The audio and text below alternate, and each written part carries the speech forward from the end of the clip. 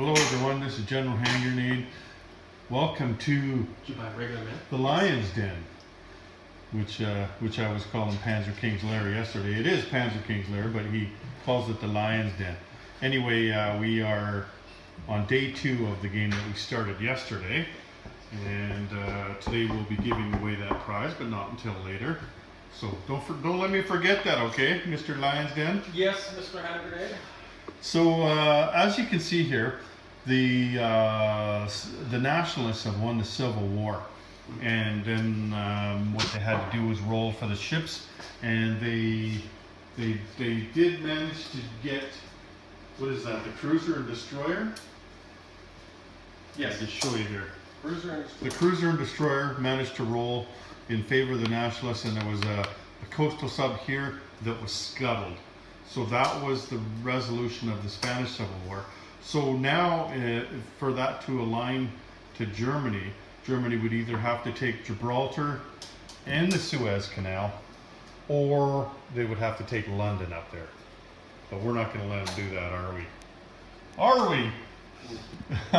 Japan continues their assault on China, but actually, for the first time, China actually put up a little bit of defense here. They took off, I think it was 6 dudes and a fighter, because they bought a anti-aircraft gun, and that anti-aircraft gun brought down a fighter. But that's, I think there was only one, they only lost 1 dude on the way to get here. I think they lost on the way up here. But man, if they could have taken more of them off, then they wouldn't have made it down this far, like this quickly, right? They haven't even looked at the communists yet. I think they're scared of commies, so we'll see. The Molotov-Ribbentrop Pact was signed. Right now it's July of 1939, so those guys signed that pact. And so the Russians were able to take out Vichy on the first roll, which is what they needed to do. The Finns did manage to, I think, take three or four units off the Russians, but the Russians still took it.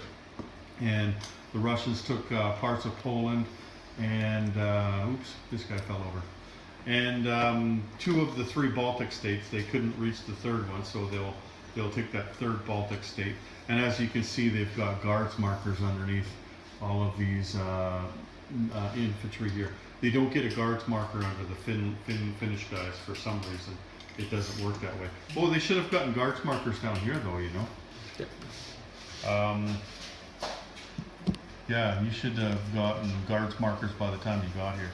So all 4 of those, I believe, by now would have guards markers, because one of them would have come in here. And Panzer King is starting to put the lead of the Reich on as well. I think he's only got a tank, and the original, the Lieber, he's a militia guy that's going to stay in Berlin. So only 2 so far, but it's just the start of that now, and it'll get going in earnest. I'll let you take a look at the build chart. The only thing that's different on here, like these 3 units here started on here, it's just the carrier that went down last time for the British. On the other side over here, we've got another build chart, and the Japanese they haven't completed their capital ship here yet, because that's when the Americans would get a bonus for them completing that capital ship. In version 3, they'll get the bonus as soon as the capital ship goes down on the build chart, but in version 2, they're not going to get it until it gets to the place units box. And the Americans have got a carrier and a battleship down, and the cruiser and a carrier for the Japanese. So we are just about at war. Germany thought long and hard about going to war on this past turn, like in January of 1940. But he only had 4 tanks. I was hoping he'd go for it, because I think that would have been a mistake, trying to get through the Maginot line with only 4 tanks, and then having to get past that, right? Because he would have still had to get to Paris, or go and circle around and get everything else. I don't think he had enough to do it, but yeah, he held off. I think he's going to go on the next turn though. Now, this July, like it's Japan's turn right now. So they've signed the Molotov-Ribbentrop Pact, and also these guys, the Russians, rolled a 10, and then they managed to gain 6 in territories this turn. Like they took Portugal, and because they got Portugal, they got the Portuguese colonies. With the Molotov-Ribbentrop Pact, they were able to get this stuff along here. So they were able to gain 6 more IPPs, and so their income went up dramatically from 8 to 25. So I can't wait now. It's going to be my turn after the Japanese, and my income can start going up. Hopefully, I'm not going to start rolling ones. Hopefully, I'm going to have to dig out those Chinese dice because they seem to roll high numbers for me. Anyway, nothing to tell you with America. I showed you the stuff that was on the build chart. That's about all they've done is put stuff on the build chart. Nothing happening in Africa. I think the Italians, the only thing they've done is they've brought a cruiser from off the build chart. They spent a lot of their money, as did Germany, in Spain, and all that money paid off. Of course, they took Spain, but what hasn't happened is they haven't built themselves up. So that's going to have to start now, and I think it will. Anyway, that's what it looks like here in July of 1939 at the Wolf's Den in an undisclosed location in Prince George, British Columbia. Stick with us. Bear with me. And just like that, we're at war. So Panzer King decided he wasn't going to be a Pansy King anymore, and he has taken Paris. Paris has fallen. He took it pretty easily because when he attacked the Maginot Line, he had, I think, 12 infantry. He hit 7 times with his infantry. Like, I'm sure he was cheating, but you know, like, No comment. I left it to get myself some lunch. I come back and he rolled 7 2s, and I just don't know. I'm just beside myself now. But anyway, that's happened. So they've taken Paris and they've got a shit ton of stuff on there. So then he created Vichy, France. As you can see, there's up there in the Vichy. Now, the rolls were pretty even, except for one thing. You see that German battleship up there? That was a Vichy battleship, or I mean a French battleship. And now it is a German battleship. What'd you do with my pointy stick? Oh, I will grant your pointy stick. Thanks. So we're talking this battleship up here. You still haven't moved these guys over here. Well, they are there because we put that there. So you see know this that. Italian Navy right here? Yeah. This Italian Navy, he's got it right here where this thing is. But he was busy messing around with the Germans, so he didn't get there. So basically, all of his boats, except for this battleship, are at Atlantis. He's just in love with Atlantis. So with the Vichy, with the Free French only managed to keep a sub and 2 destroyers and a torpedo boat destroyer. The Vichy got 3 subs and a transport, and then of course Germans got that battleship. The other thing was, up here, the Germans failed to take West Poland. In fact, it took them 2 turns to finally get Warsaw. Like, they had to use both their impulses to get Warsaw, but West Poland stayed in the hands of the British. So as far as what went and what didn't, you can see the Vichy symbols here. I think they got $4 in total, the Vichy did. And the Free French got $3 in total. And then the Japanese were able to get these $2 here, because you roll these 2 together, and that rolled Vichy, which meant they became Japanese. So that sucked balls. And a fairly even distribution of the roundels around the board. You can see the territories. I don't need to list them all off. I'll just show you where the roundels are. The Free French got Syria up there. But really the big ones are this one here and this one here, because you roll these 3 together, and so that's worth $3, just those 2. And Siam gets converted this turn too as well. Oh, Siam is getting converted right now because we are, where are we? Are we in 1940? Yeah, we're January 1940. We're in January 1940. Okay, so there's that. What else has happened? I think that Narvik. you were here last time, but The Germans invaded Narvik too. and the Germans invaded Narvik. I don't think that changes anything because the Americans don't get anything, the French don't have an income, and the British are already at wartime income, so they don't get any bonuses for that. Yeah, like China does not have much left. You can see that the red guys are the communists, the green guys are the nationalists, and everybody else is the Japanese. So they're barely hanging on over there, and nothing else has happened anywhere else since the last time I showed you. Basically, just waiting for the war to begin, and it has. So things are going to get interesting from here on out. All right, so we're going to call it for the day, and where are we? We are in 1962. We've made it a long. Okay, we're not that far yet. Where are we? We're in July 1940. So it doesn't sound like we made it very far, but of course we went through those rounds where everything gets slowed down, right? Like where Germany attacks the French, and then we got to do all the Vichy rolls and all that stuff, right? It's been a long day. It seems like we started in the morning, and I don't know, it's past dinner time now, so we're going to cut it off here.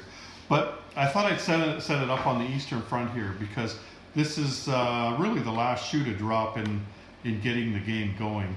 Is what's going to happen on the Eastern Front here, and the income.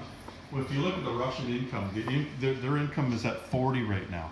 So if Germany doesn't declare war on them, and Russia rolls a 6 at the beginning of their turn or more, then they will be at full income, and they'll be able to declare war on Germany, which means that Germany is not going to get their Soviet surprise strike, in that all their land and air units would be +1 on attack, and the Russian units would be -1 on defense, and then the Russians would only get to defend one zone. But as we look here, the Germans only have one guy up in Warsaw. They've got a armored car over here. Like, there's just nothing they can do, right? They're just not in a position to go after. Like they could do a couple of minor attacks, but they can't do some major offensive against the Russians. If the Russians roll a 6 and declare war on Germany, which is what they probably should do, just to negate that, because otherwise Germany's going to move all their stuff up here, and then they're going to have some major offensive where they kick the living crap out of the Russians. And the Russians are doing really good in this game, because you look around at what they have here. The reason their income is up so high, they've got most of the Middle East here. Like, they've got Iraq, and they've got all of Persia, they've got Afghanistan, so that's bolstered their income. And they have Portugal here, which gave them all the Portuguese colonies down there. So there's another one down there that's worth $1, that's Portuguese East Africa. So they're doing really well. And plus up here, they've got all of Sweden, they've got all of Finland. Of course, they don't have these two. The Germans came up and took these two, so they can't take them back without declaring war on the Germans. But if they do declare war on the Germans, that's another place they can go, right?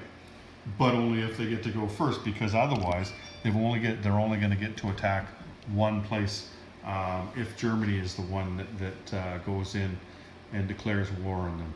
So that's going to be interesting when we start next time. And the two guys that are going to fight this Eastern Front battle are Panzer King and Sean, who is Panzer King's roommate. So there's probably going to be some fighting going on until the next time. So there's going to be some fighting going on in the household here until whenever we get to play again. And it's got to be at least next weekend or later, because I'm on night shift and they're on day shift, so we won't be playing during the week. Anyway, so that's the Eastern Front. For some reason, the Japanese are totally scared of the communists over here. Like, they wiped out the friggin' nationalists, except for these three guys, but they haven't attacked the communists even once. So the communists are just spreading the love. They managed to take over all of Mongolia there, And all of Japan's units now, they're down in the south down there, right? So like they're setting up to either go after the Netherlands, East Indies, or they've got the Far East Command down there. They've got Anzac that they could go for.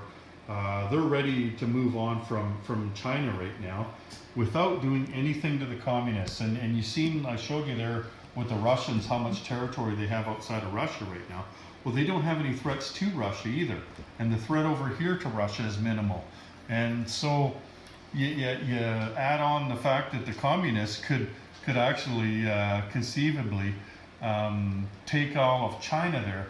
That could be another point for them. So losing the civil war in Spain wouldn't really hurt them as bad as it might have. So let's just move down here.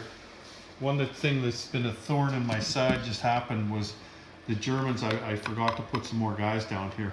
I realized it too late when I'd already placed my units, and I didn't want to say anything just in case he didn't see it, but he was able to bring these guys down and take this out, which means I'm going to have to start moving down. But since we've talked last, the Italians had declared war on the British and the French. So there was a big fight in here, and so the Italian Navy came down, and the British had 3 damaged battleships and a cruiser left.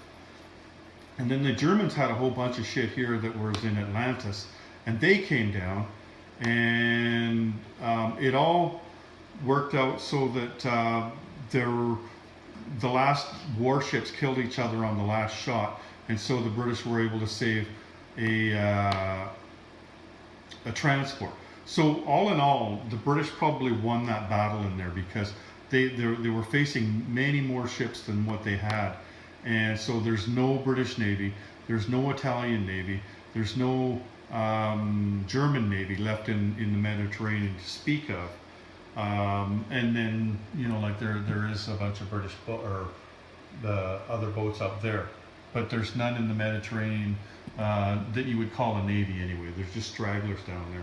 So the British are happy about that, and so the fight now is down here, right? And the British will try to keep more troops from coming down from Italy. But one thing that I like anyway, being the Allies, is that Italy's in the war. I hate having Italy just hold back and hold back and hold back until the last 4 or 5 turns of the game, and then you never know where they're going to attack you, right? Because they've got that huge navy. So you have to prepare for everything and anything. And now I know how it's already played out. But I'm not happy with the way things are sitting right now as the Allies, that's for sure. I can't wait for the Americans to get into the war to help out here. Things are not looking good for the Allies. The FEC looks pretty strong here, but then again, the Japanese haven't done their surprise strike. It looks like, if you look at their troops here, it looks like they're leaning towards the FEC and not towards the Americans. But that can change though, because the Americans are still only at 42 right now. They've still got 21 to go before they reach wartime economy. So really, I mean, it's probably it's got to be probably 3 turns away, and maybe even 4 or 5 turns away before the Americans can get there rolling their D-12s. If the Japanese didn't do anything else to provoke them. So it looks like they're leaning towards the FEC, but they've still got enough time to turn around and go after the Americans up there. The Anzac are, you know, they're just Anzac, they're not doing anything. They're just sitting there and building some Navy, and they've got a couple of subs in here. And good for you guys, woo! Everybody loves Anzac. Anyway, that's the way it looks right now. The Americans have done nothing over on this side over here. And of course they don't get much money, so they've done a little bit over there. And they lend-leased the fighter down here. Their income finally went up enough so that they could do some lend-lease, so that they were happy about that. They couldn't do anything before they reached that level of income, but now they can at least help out a bit. So yesterday we promised you a contest, and you are going to like what you have to see here. So let's just move this thing over. Now remember what the prize was. It was Turkey at war, right? Turkey at war, yay! And then there was the Turkish coaster as well. And those are courtesy of Doug at historicalboardgaming.com. And then we got the 16-sided dice, courtesy of General Hand Grenade. But wait, that's not all. My buddy over there, who's half pissed already. Here, you tell him what it is, okay? So, you go ahead and take over. This is a replica, but nonetheless a really good replica, a silver sterling replica of what you would have received had you won the German Cross during the Second World War. The Iron Now, Cross? it would have had the Nazi symbol on it, but in this case, it has the Iron Cross on it. So, if you do win this, this value is considerably something to consider. It's not plastic or anything. I can tell you, this is silver. It's metal, and like it's got a pin on it, so you can pin onto yourself, right?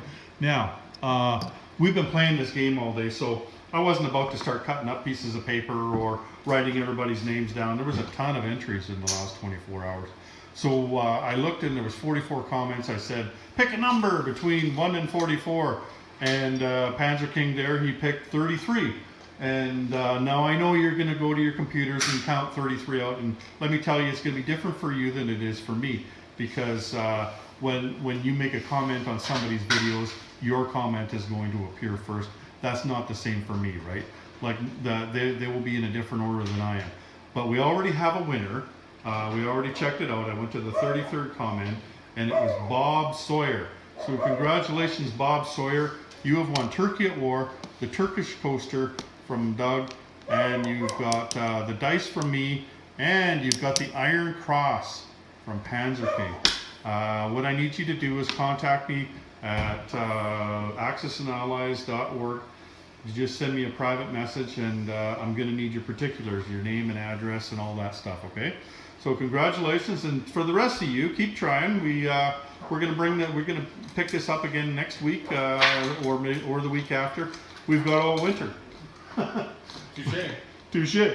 So, and plus the good thing is we're at playing on this sweet table back here, and I'll give you another look at it as I move back. The cool thing is, and there's Panzer King over there. I'm still going to be able to make videos in my house, even if we're not playing on this table. Like, so I've got some videos. I know some people have been asking me about setups for version 3. So I am going to make a video and a list, a detailed list from every nation about exactly what you're going to need to play the game. I'm going to, it's going to be, you should have a minimum of this many battle cruisers or this or that or whatever. Like, I mean, different people will have different styles of playing. So I'm going to do my best guess at making a list of all the chips and all the units that you're going to need to play version 3.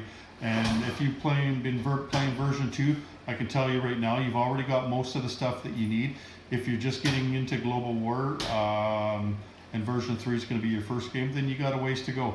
But like that video that I put out a couple weeks ago, you can always use all the different color chips and everything like he's got here, right? You just use the different color chips until you can afford to buy this and that and something else. Anyway, congratulations again, Bob, for that sweet prize. And from the Wolf's Den. I got it right this time. No, you didn't. It's the Wolf's Lair. Oh, no, it's not. It's the Lion's Den. It's the Wolf's Lair. No, it's the Lion's Den. Wolf's Lair. Lion's Den. It's not the Wolf's Lair. Hitler did the Wolf's Lair. Lion's Den. From some undisclosed location in Prince George, British Columbia. It's Panzer King, Sean, and Uncle General Joe. Hogan. Uncle From the Joe. Lion's Den, we're signing out. Yeah, okay. Anyway, take care, everyone. We're out of here.